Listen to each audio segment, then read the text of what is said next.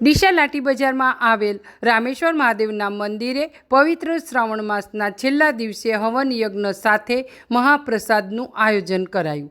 પવિત્ર શ્રાવણ માસમાં 1 મહિનો શિવભક્તો શિવ ભગવાનની પૂજા અર્ચના કરી ઉપવાસ સાથે શિવભક્તિમાં લીન થાય છે।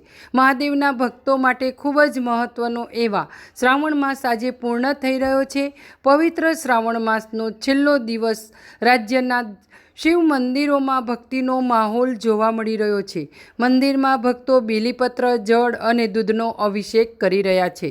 ગુજરાતભરમાં શિવ મંદિરોમાં શ્રાવણનો છેલ્લો દિવસ એટલે પવિત્ર શ્રાવણ માસની અમાવાસ હોવાને કારણે ભક્તો દર્શન માટે પહોંચ્યા હતા। તો મંદિરમાં દર્શન કરવાને લઈને પણ શિવ ભક્તોમાં અનેરો ઉત્સાહ જોવા મળ્યો હતો।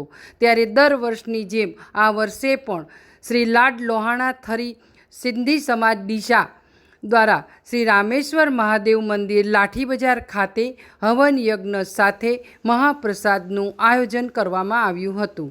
1984થી શ્રાવણ માસના અંતિમ દિવસે અમાવાસના રોજ ભોજન પ્રસાદનું આયોજન કરવામાં આવે છે, જેમાં ડીસા તેમજ આજુબાજુના વિસ્તારના રહીશો ભગવાન ભોળાનાથની પ્રસાદનો લાભ લઈ ધન્યતા અનુભવે છે।